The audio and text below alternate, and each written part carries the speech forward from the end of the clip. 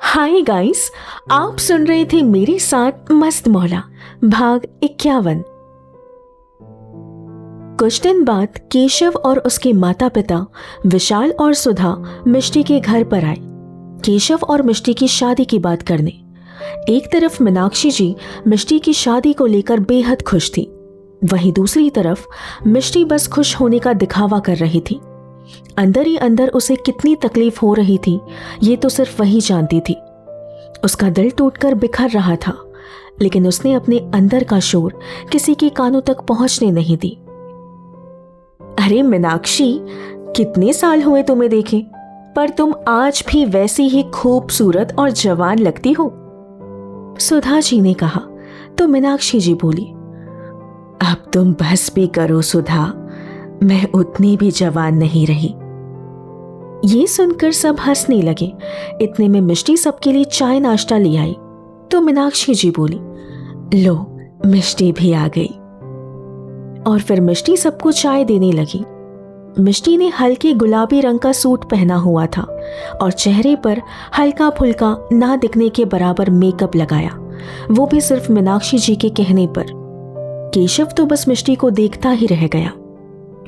तो उसके बाजू में बैठी विशाल जी धीरे से बोले, बेटा कुछ दिनों बाद उससे तुम्हारी शादी हो जाएगी, उसके बाद जी भर के देख लेना उसे।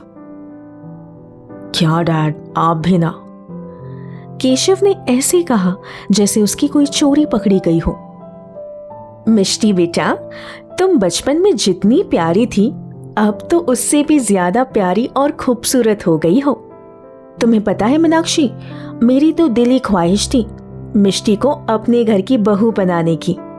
अगर तुम नहीं भी कहती ना, तब भी मैं और केशव के पापा कुछ महीने बाद हमारे केशव के लिए तुमसे मिष्टी का हाथ मांग ही लेते, सुधा जी ने कहा। तो मीनाक्षी जी थोड़ा झिझकते हुए बोली, अच्छा, अब इससे पहले कि हम शादी की बात पक्की कर ले, मैं आप लोगों से कुछ कहना चाहती हूँ। हाँ मीनाक्षी जी, आप बेझिझक हमसे कुछ भी कह सकती हैं, विशाल जी ने कहा। तो मीनाक्षी जी बोली, देखिए, अगर आप लोगों को कोई ऐतराज ना हो तो क्या हम ये शादी बिल्कुल सादगी से कर सकते हैं। और माफ कीजिए, मैंने आप लोगों से बिना पूछे ही पंडित जी से मिष्टी और केशव की शादी की तारीख एक हफ्ते बाद का तय कर लिया।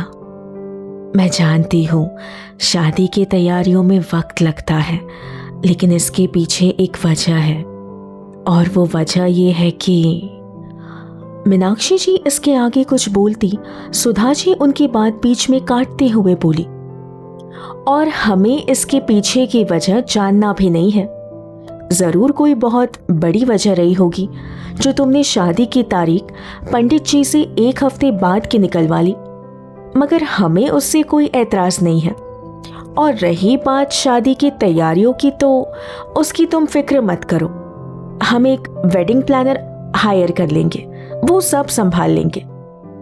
सच कहूँ तो अगर मेरा बस चलता तो मैं कल ही इन दोनों की शादी करवाकर मिष्टी को अपने घर की बहू बनाकर ले जाती मीनाक्षी।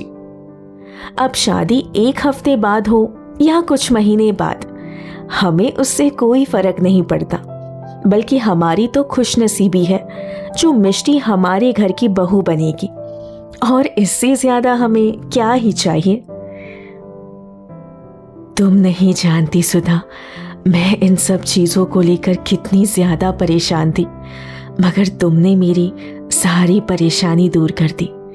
मेरी बातों को समझने के लिए आप लोगों का बहुत शुक्रिया, मीनाक्षी जी ने कहा। तो विशाल जी खुशी से बोली, अरे ये सब छोड़िए मीनाक्षी जी, लीजिए अपना मुंह मीठा करिए और बस शादी की तैयारियां शुरू करें, क्योंकि हमारी तरफ से रिश्ता पक्का है। कहकर उन्होंने मिठाई की प्लेट मीनाक्षी जी की ओर बढ़ाया और फिर सब एक दूसरे का मुंह मीठा करवाने लगे। इन सबसे परे मिष्टी चुपचाप एक कोने में बैठकर अपने ही ख्यालों में गुम थी। उसे उस दिन के पल याद आ रहे थे जब अक्षय और उसका पूरा परिवार डिनर के लिए आए थे और फिर कैसे अचानक उस दिन उसका और अक्षय का रिश्ता पक्का किया गया। वो सारे खूबसूरत पल मिष्टी की आंखों के सामने किसी फिल्म की तरह चलने लगे।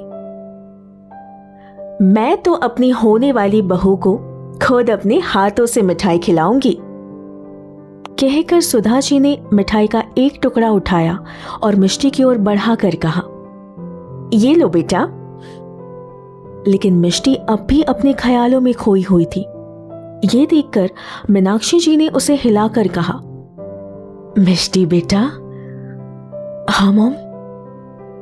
मिष्टी की तंद्रा टूटी और वो अपने होश में आकर एकदम से बोली, बेटा अभी अभी तुम्हारी और केशव की शादी की तारीख पक्की हुई, तो ये लो जल्दी से अपना मुंह मीठा करो, सुधा जी ने कहा। तो मिष्टी ने मिठाई का एक छोटा सा बाइट लिया और फीका सा मुस्कुरा दिया। अगले दिन जब मिष्टी हॉस्पिटल आई तो वो सीधे अक्षय के वार्ड में चली आई और फिर अक्षय के पास बैठकर बस एकटक उसे देखती रही।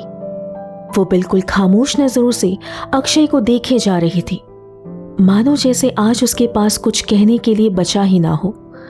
मगर आज उसकी आंखों से एक कतरा आंसू नहीं निकला। एक गहरी खामोशी छाई हुई थी उस कमरे में, इतनी गहरी कि उस कमरे में सिर्फ 3 चीजों की आवाज सुनाई दे रही थी। एक उन मशीनों की, बाकी 2 उन दोनों के दिल की धड़कनों की। रात में मिष्टी को देर रात तक काम करने की आदत थी, तो वो कुछ ऑफिस की फाइल्स चेक करने लगी। मगर आज काम में भी उसका मन नहीं लग रहा था। उसे बार बार अक्षय की बातें याद आ रही थी, तो उसने फाइल बंद करके बाजू में रख दिया और फिर सोने की कोशिश करने लगी। लेकिन आज नींद उसके आंखों से कोसों दूर थी। फिर कुछ देर बाद उसने नीलम को फोन लगाया, क्योंकि मिष्टी जब भी परेशान हुआ करती थी तो वो इसी समय नीलम को कॉल किया करती थी। एक रिंग पर नीलम ने उसका फोन उठा लिया और बोली, मुझे तुझसे कोई बात नहीं करनी मिष्टी, क्योंकि मैडम आज आपने पूरे 1 हफ्ते बाद कॉल किया है मुझे। नीलू आई एम सॉरी, वो बस थोड़ा ऑफिस के काम में बिजी थी और ऊपर से मॉम की तबीयत ठीक नहीं थी, तो इन्हीं चीजों में बिजी थी, मिष्टी ने कहा। तो नीलम ने पूछा, क्या हुआ आंटी को और अभी उनकी तबीयत कैसी है? तो मिष्टी बोली, मॉम अभी ठीक है, तू कैसी है और अंकल आंटी कैसे हैं? हम सब ठीक है। मिष्टी, अक्षय की कंडीशन कैसी है अभी? नीलम ने पूछा। वैसी ही है नीलू, मिष्टी उदास होकर बोली। तो नीलम बोली, डोंट वरी मिष्टी, देखना अक्षय बहुत जल्द ठीक हो जाएगा, बस तू हिम्मत मत हार। मिष्टी ने कहा। तो नीलम बोली, क्या हुआ मिष्टी? मुझे ऐसा क्यों लग रहा है कि तू मुझसे कुछ छिपा रही है? नहीं नीलू, ऐसी कोई बात नहीं है। तू बता, तू मुंबई वापस कब आ रही है? मिष्टी ने पूछा। पता नहीं यार, शायद अब 1 साल बाद ही आना पॉसिबल होगा, क्योंकि परसों से मेरे एग्जाम्स हैं। उसके बाद मेरा फैशन डिजाइनिंग के कोर्स का इंटर्नशिप है, तो मैं 1 साल के पहले तो वहां नहीं आ पाऊंगी, नीलम ने कहा। तो मिष्टी बोली, अच्छा ठीक है, कोई बात नहीं। मिष्टी, काफी रात हो चुकी है और मुझे पता है तू अब भी काम कर रही होगी, तो प्लीज थोड़ा आराम कर और चुपचाप जाकर सो जा, नीलम ने लगभग उसे ऑर्डर देते हुए कहा। तो मिष्टी बोली, जो हुक्म मेरे आका, कहकर उसने फोन काट दिया और बेड पर जाकर लेट गई। फिर कुछ देर बाद उसे नींद आ गई और वो सो गई। सुबह के 5 बजे घर की घंटी बजी। मीनाक्षी जी अक्सर 5 बजे उठ जाया करती थी, तो उन्होंने जाकर दरवाजा खोला। दरवाजा खोलते ही जैसे ही मीनाक्षी जी ने दरवाजे पर नीलम और नीलम की मां शीतल को देखा, तो वे उन्हें देखकर मुस्कुराते हुए बोली, नीलम, शीतल, तुम दोनों? अब हमें अंदर भी बुलाओगी या फिर बाहर ही खड़ा रखोगी? शीतल जी ने भी मुस्कुरा कर कहा, अरे नहीं नहीं, प्लीज आओ ना, अंदर आओ। बस तुम्हें अचानक अपने सामने देखा तो थोड़ा सरप्राइज हो गई, मीनाक्षी जी ने कहा। तो शीतल जी बोली, मीनाक्षी, मैं तो आने से पहले तुम्हें कॉल करके बताना चाहती थी, मगर नीलम ने मुझे रोक लिया। कहती है कि मॉम, हम आंटी और मिष्टी को जाकर सरप्राइज देंगे। अच्छा, वैसे भाई साहब नहीं आए? मीनाक्षी जी ने पूछा। तो शीतल जी बोली, नहीं मीनाक्षी, वो भी आना चाहते थे पर उन्हें अचानक काम के सिलसिले में दुबई जाना पड़ा, इसीलिए। चलो ठीक है, कोई बात नहीं, मैं जरा मिष्टी को उठाकर आती हूं। कहकर मीनाक्षी जी जाने लगी तो नीलम उन्हें रोकते हुए बोली, नहीं नहीं आंटी, उसे अभी सोने दीजिए।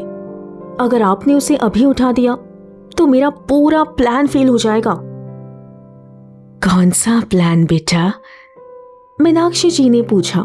तो नीलम बोली, एक्चुअली आंटी, कल रात जब मिष्टी से मेरी फोन पे बात हो रही थी तो उसने मुझसे पूछा कि मैं मुंबई कब वापस आ रही हूं। और आपको पता है मैंने उससे क्या कहा? मैंने कहा कि मैं अपने फैशन डिजाइनिंग के कोर्स में बिजी हूं, तो सीधे 1 साल बाद ही आऊंगी। कहकर नीलम हंसने लगी। तो शीतल जी बोली, लेकिन नीलम, तुम्हें मिष्टी से झूठ नहीं बोलना चाहिए था। तो नीलम बोली, मॉम, अगर मैं झूठ नहीं बोलती तो मैं उसे सरप्राइज कैसे देती?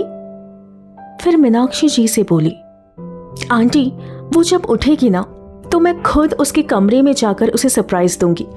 वो कितनी खुश हो जाएगी मुझे इस तरह अचानक अपने सामने देखकर।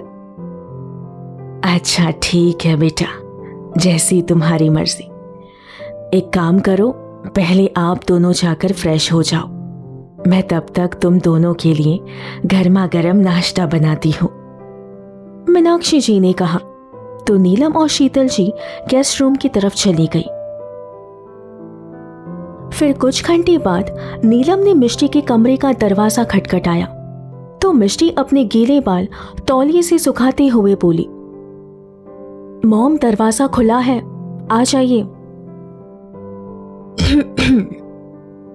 ठीक है मिष्टी बेटा, मैं आ जाती हूं, नीलम मीनाक्षी जी की तरह कहकर अंदर आते हुए बोली। नीलम को ऐसे अचानक अपने सामने देखकर मिष्टी खुशी से बोली, नीलू, तू? तो नीलम झट से आकर उसके गले लगते हुए बोली, Mishti, I missed you so much यार। नीलू, तू सच में यहाँ है या फिर मैं कोई सपना तो नहीं देख रही? मिष्टी ने कहा। तो नीलम उससे अलग होकर बोली, 1 मिनट, कहकर उसने पानी का गिलास उठाया और उसके अंदर अपनी उंगलियों को डुबोकर मिष्टी के मुंह पर छिड़कते हुए बोली, अब यकीन आया मैडम कि ये कोई सपना नहीं है, मैं सच में तेरे सामने खड़ी हूं। ये सुनकर मिष्टी झट से उसके गले लग गई और फिर कुछ देर तक नीलम के गले लगने के बाद बोली, मगर नीलम, कल रात तो तुम मुझसे कह रही थी कि तू अब 1 साल बाद ही वापस आएगी। अच्छा, मैंने ऐसा कुछ कहा था क्या? पता नहीं, मुझे कुछ याद क्यों नहीं आ रहा। नीलम सोचने का नाटक करते हुए बोली, तो इसका मतलब कल रात तूने मुझसे झूठ कहा और मुझे बेवकूफ बनाया, है ना? मिष्टी ने कहा, हाँ, ऐसा ही कुछ समझ ले। कहकर नीलम हंसने लगी तो मिष्टी उसे मारने लगी। अच्छा बाबा, सॉरी, अब मार मत यार, दर्द हो रहा है, नीलम ने कहा। तो मिष्टी बोली, हाँ तो दर्द होना भी चाहिए, तूने मुझसे झूठ क्यों कहा? मेरी प्यारी मिष्टी, अगर मैं झूठ नहीं बोलती तो मुझे तेरे चेहरे पर ये सरप्राइजिंग वाला रिएक्शन कैसे देखने मिलता, और ये वाली जो खुशी है ना तेरे चेहरे पर, वो मैं मिस कर देती, जो बता के आने पर मैं देख नहीं पाती। नीलम ने प्यार से उसके गालों को खींच कर कहा तो मिष्टी बोली, खैर जो भी हो, लेकिन मैं तुझे बता नहीं सकती नीलू, मैं कितनी खुश हूं आज तुझे इस तरह अपने सामने देखकर। मैं जानती हूं। अच्छा अब चले, क्योंकि मुझे बहुत भूख लगी है। और तुझे पता है, मॉम के हाथों का बोरिंग खाना खाकर मैं बोर हो गई थी। सच में मैंने वहां रहकर तुझे भी उतना मिस नहीं किया होगा जितना कि मैंने आंटी के हाथ का खाना मिस किया है। अब फाइनली मुझे उनके हाथ से बना हुआ लजीज खाना खाने मिलेगा। तो चले, क्योंकि अब मुझसे और सब्र नहीं होगा। नीलम ने कहा तो मिष्टी बोली, अच्छा ठीक है चल। फिर वो दोनों नीचे चली गई। नीलम को इतने सालों बाद देखकर मिष्टी एक पल के लिए अपने सारे गम भूल गई। अच्छा हुआ तुम दोनों खुद नीचे आ गई, मैं अभी तुम दोनों को बुलाने ही वाली थी। और नीलम, मैंने तुम्हारा फेवरेट गर्मा गर्म आलू के पराठे बनाए हैं, तुम्हें बहुत पसंद है ना? मीनाक्षी जी ने नाश्ता परोसते हुए कहा तो नीलम बैठते हुए बोली, thank you so much aunty. आपको पता है मैंने सिंगापुर में सबसे ज्यादा क्या मिस किया है? वो है आपके हाथ से बने ये गर्मा गर्म आलू के पराठे। कहकर वो खाने लगी। मिष्टी शीतल जी को परोसने लगी तो शीतल जी ने कहा, कॉन्ग्रेचुलेशंस बेटा, मिष्टी तुमने बिल्कुल सही फैसला लिया है अपनी जिंदगी के लिए। मैं तुम्हारे लिए बहुत खुश हूं। ये सुनकर नीलम खाते हुए पूछने लगी, मॉम आप मिष्टी को किस बात के लिए कांग्रेट कर रही है? फिर मिष्टी की ओर देखकर उससे पूछने लगी, मिष्टी कौन सा फैसला? नीलम के इस सवाल से मिष्टी खामोश हो गई तो शीतल जी ने कहा, बेटा तुम्हें मिष्टी ने बताया नहीं, उसने शादी करने का फैसला लिया है। ये सुनकर नीलम हैरान हो गई। हाँ नीलम बेटा, अगले हफ्ते केशव और मिष्टी की सगाई है, मीनाक्षी जी ने कहा। ये सुनकर नीलम और भी ज्यादा हैरान हो गई और बोली, क्या अगले हफ्ते केशव और मिष्टी की सगाई है? तो मीनाक्षी जी बोली, हाँ बेटा, बल्कि मैं तो आज ही शीतल को कॉल करके ये न्यूज़ देने वाली थी। नीलम मिष्टी की ओर देखने लगी, मगर मिष्टी ने अपनी नजरें नीचे की हुई थी क्योंकि वो नीलम से नजरें नहीं मिला पा रही थी। ये देखकर नीलम अपनी जगह से उठी और बोली, मेरा हो गया, मुझे भूख नहीं है। कहकर वो वहां से चली गई। नीलम के इस व्यवहार से सबको थोड़ा अजीब लगा। शीतल जी नीलम को रोकने के लिए उठने लगी तो मिष्टी बोली, आंटी रुकिए, आप लोग नाश्ता कीजिए, मैं देखती हूं उसे, शायद वो मुझसे नाराज है। कहकर मिष्टी नीलम के पीछे चली गई। हम बहुत जल्द मिलेंगे कहानी के अगले भाग में। सुनते रहिए अपने आरजे सेट के साथ मस्त मौला। Bye bye.